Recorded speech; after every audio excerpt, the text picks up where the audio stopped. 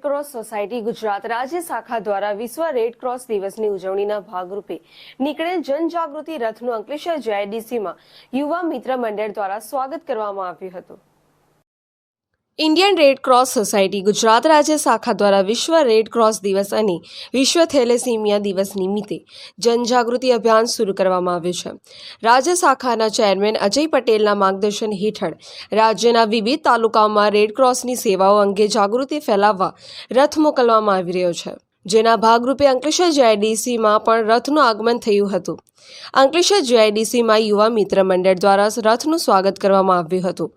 આ પ્રસંગે અંકલેશ્વર ઉદ્યોગ મંડળના પ્રમુખ હિંમત સેલડિયા, નોટિફાઈડ એરિયા ઓથોરિટીના chairman Amulak Patel, Red Cross blood bank સુરતના પ્રફુલ્લ સિરોયા, સરદાર પટેલ સેવા સમાજના હસમુખ દુધાત સહિતના આગેવાનો ઉપસ્થિત રહ્યા હતા અને માનવ મંદિર હોલ ખાતે જનજાગૃતિ કાર્યક્રમ યોજાયા હતા।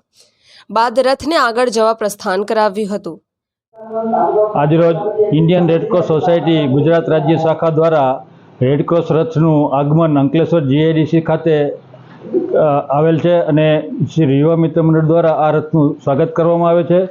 આ રથનો મુખ્ય હેતુ દરેક તાલુકા પ્લેસ સુધી રેડક્રોસ સોસાયટીની એક્ટિવિટી છે જે એની માહિતી પહોંચાડવા માટેનું છે અને છેવાડાના લોકો રેડક્રોસ સોસાયટીનું એની સેવાનો લાભ લઈ શકે તે માટે લોકોની અવેરનેસ માટે આ રથ ગુજરાત રાજ્ય શાખા દ્વારા દરેક તાલુકા પ્લેસ ઉપર ફેરવવામાં આવે છે।